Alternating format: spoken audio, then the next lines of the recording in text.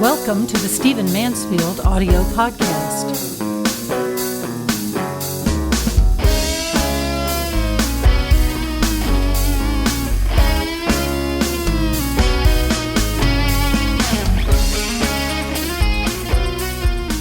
I want to talk to you in this podcast about Santa Claus. I love Santa Claus, and I'm grateful to have a chance to talk about him. Many people get nervous about Santa Claus. They see the Santa Clauses in the malls, and they're not sure that, Christians especially should be thinking about Santa Claus. But I want to change your understanding just a little bit, maybe from what you've been taught, and tell you about the history of Santa Claus and tell you how we got to where we are now. Because I love Christmas. I love the celebration of Christmas. I often say I cry every year when the angel gets his wings in the movie It's a Wonderful Life. And so I'm a real sap, a real emotional person about Christmas, and I want you to enjoy it too. So let me talk to you about Santa Claus. Where did he come from? Who is he? Was he just made up by the people at Walmart, or is there a real great tradition to Santa Claus? Well, Santa Claus was a real man who lived hundreds of years ago. He lived about 400 years after Jesus. And his name was Nicholas. Nicholas lived in what is now Turkey, in a town called Lycia. And also he's known to be associated with a town called Myra. But basically he was born and lived around the southern coast of what today is Turkey. And he was from a very, very wealthy family. And that family converted to Jesus, and all of them became Christian believers. So Nicholas was a serious Christian. He was a man who wanted to serve God, and he was living there on the southern coast of Turkey, the southern area of Turkey, and he was trying to do God's will. Well, he became a pastor, and eventually he became a bishop. Back in the early part of the church, every city had a bishop, a man who was sort of an overseer, a man who was a shepherd. In fact, many of these bishops walked around with shepherd's crooks. You remember the traditional image of a shepherd. He had actually a big thing that looks like a tall cane. It was a shepherd's crook, and he would use that to pull his sheep back in line or to tap them on their rumps so that they would behave. And so when the Christians made certain leaders super shepherds, or men who would oversee cities, many times the way they were identified is they too would carry shepherd's crooks or shepherd's sticks or the big canes that shepherds would carry. So this is what Nicholas became. He became the bishop of the city of Myra. Well, there was horrible persecution that broke out during the church in those days, and Nicholas was imprisoned. This was during the persecutions that broke out under a Roman emperor named Diocletian. Many people were killed. Many Christians were murdered for their faith. Nicholas was imprisoned for a long time, but he was not killed. He was released. And so he made a trip to the Holy Land and went to make, as they used to call it, pilgrimage to Jerusalem. And when he returned, he wanted to serve God even more devotedly. He wanted to even more passionately serve Jesus. And so he became a bishop of even a larger region there in Turkey. And what really causes us to remember his character is a story that comes from about that time. Here he was, the bishop of a city, and he became aware of a sailor who didn't make much money, but had 3 daughters.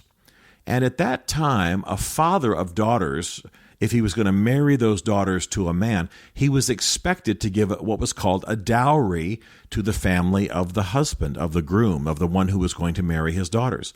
Well, this sailor did not have a lot of money, so he had no dowry to give if his daughters were married. Well, this apparently kept young men from being interested in his otherwise very pretty daughters. And so he was very grieved. He couldn't offer a dowry. He couldn't do what was required at the time to marry his daughters to fine young men. When Bishop Nicholas found out about this, he, being a wealthy man, took 3 bags of gold and gave them to this sailor so that he would have a dowry for his 3 daughters, because apparently, if these girls had not been married off, they would have had very difficult lives, and some traditions say they might even have become prostitutes. It was a horrible, horrible thing not to be married off at that time. And so Nicholas used his own money to make it possible for the daughters of the three daughters of this sailor to be able to be married. Well, people were so moved by this generosity and so touched by Bishop Nicholas's care for the poor in his congregation, in his city, they would call it a diocese now, that this was remembered. And, of course, Nicholas died eventually, but people always remembered his kindness. They always remembered his faith, the fact that he stood strong even when he was arrested for being a Christian. They remembered what a great bishop and a pastor he was, and they remembered his kindness for the poor. Well, to this day, the Roman Catholic Church and other parts of the church remember Nicholas, and they consider him the patron saint of children and sailors. Now, this is not a view that many people who are Protestants hold, but it just helps us remember how parts of the church remembered Nicholas. The Roman Catholic Church considers him a patron saint, and they consider him the patron saint of children and sailors. But what's more important for our purposes is that the church said, let's remember this saint on December the 6th. So every year on December the 6th, the church would remember this godly man named Nicholas, who was the bishop of Myra and Lycia in southern Turkey, and they would remember his generosity to the sailor and his daughters, and they would reenact some of the things that he did. Bishops in cities around the world would go dress up like Nicholas, and the clothes he would have worn, and carrying the shepherd's crook, and walk around the city. They would visit children. They would do acts of generosity. In some places, miracles were reported. And in this way, Nicholas was remembered as a kind man who cared for children, cared for sailors, and whose faith inspired the church for centuries to come.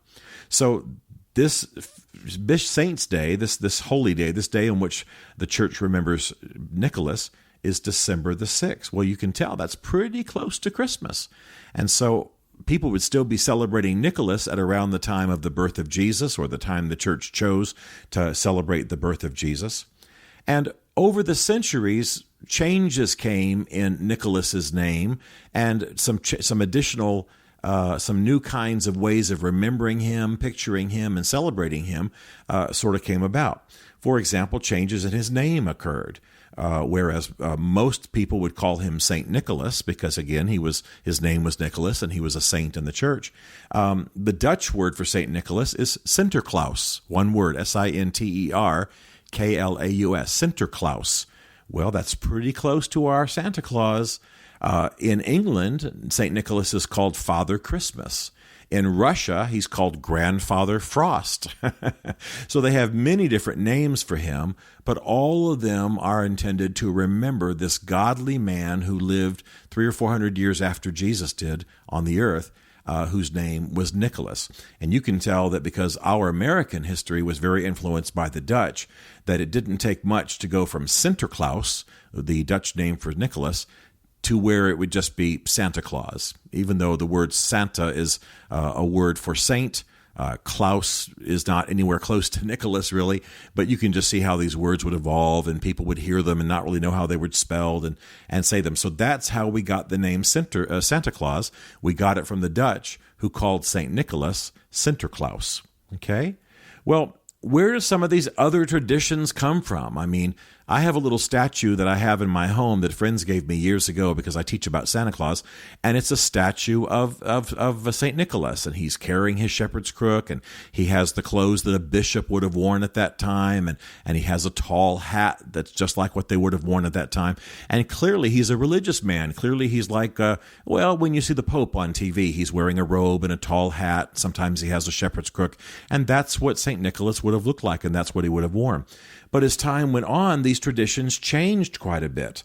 And they changed a lot because of artwork, and especially here in the United States. In the late 1800s, there was a very famous German cartoonist living in America whose name was Thomas Nast. Very, very famous cartoons. In fact, his cartoons were so famous that when he started using a donkey and an elephant to depict the two political parties in America, the Republicans and the Democrats, it stuck. And if you notice when you watch debates today or you look at political cartoons or read articles about our politics, the Republicans are symbolized by a donkey, the Democrats are symbolized by an elephant, and that came from Thomas Nast, this famous cartoonist. Well, he also drew pictures of Santa Claus. And he was very influenced by a poem you might know something about. It was called A Visit from St. Nicholas, but you might know it better by the title, 'Twas the Night Before Christmas. It was written by Clement Moore, and it's a very, very famous poem. I'm sure you've heard it many times. But in the poem, this man, Santa Claus, is described. And Thomas Nast, the cartoonist, said, well, there's a good description of who this man is. I'll draw those pictures. I'll draw pictures of that Santa Claus. And so he gives us a different version, a different picture of who Santa Claus is from the godly bishop look, with the hat and the robe and the shepherd's crook. He gives us instead a man in furry red clothes and a big white beard and so on. And so that begins to change the image of who Santa Claus is in our society. Another kind of funny source for a change in who Santa Claus is that the advertising for Coca-Cola that began early last century, in the early 1900s, also began to use pictures of Santa Claus as a guy in a red suit with white fur trim and a floppy hat and black boots. And, the image that you now think of, that came both from Coca-Cola advertising and from Thomas Nast.